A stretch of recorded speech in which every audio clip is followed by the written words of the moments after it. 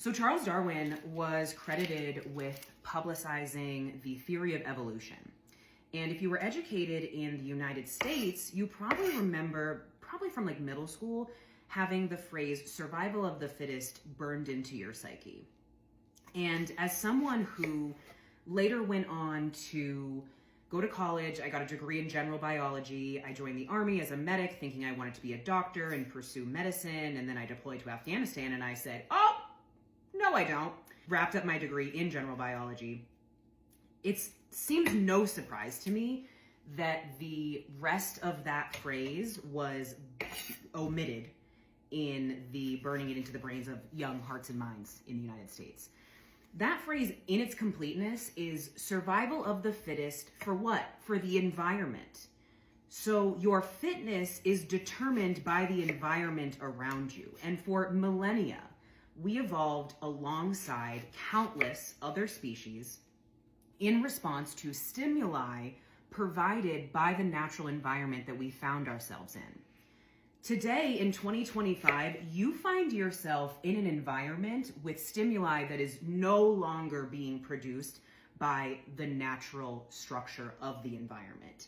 You are responding to stimuli that is produced by the only species, surprise, it's ours, that has evolved to a point where we are so capable, cognitively capable, of altering that environment that we have built a prison of our own making.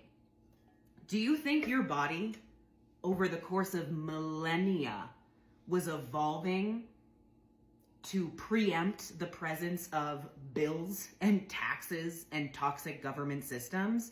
No.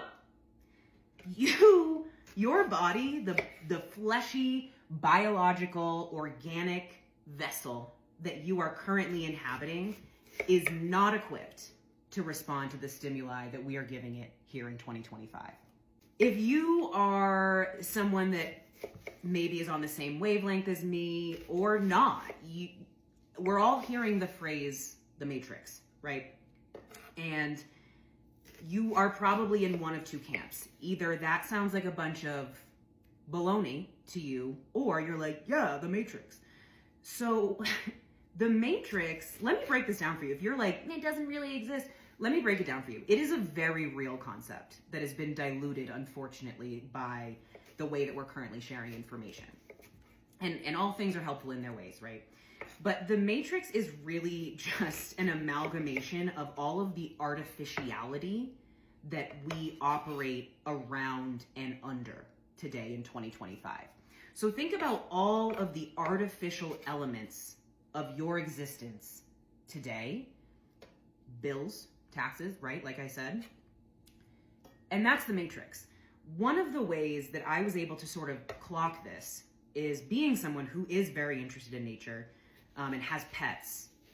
I often look at my dogs and my cat, and I think about how if left to their own devices, if Homo sapiens sort of either fell off the face of the earth or stepped back, and we let the rest of the natural species on this planet kind of do whatever they're going to do, my dog is never going to be like, you know what? We should be paying bills. My cat is never going to be like, you know what? The dogs should be paying bills, because that's what he would do. That is the Matrix, y'all. And unfortunately, the pure existence of this type of system, it's on top of the natural system.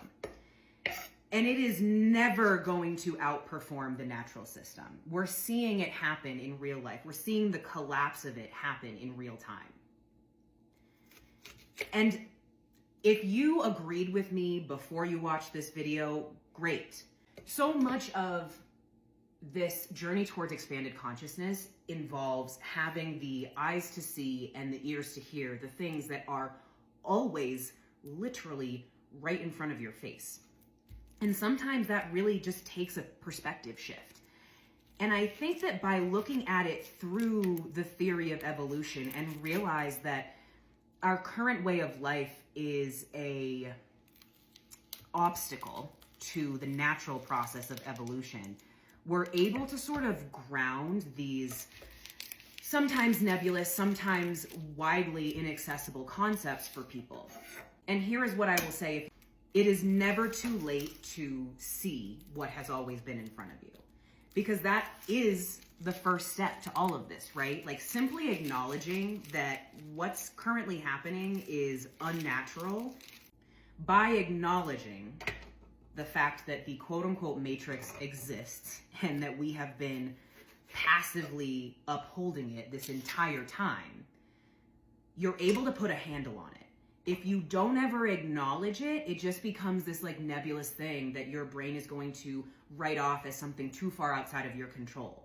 But by wrapping our heads around it, it feels like it's the elephant in the room that we're naming and deciding to eat one bite at a time.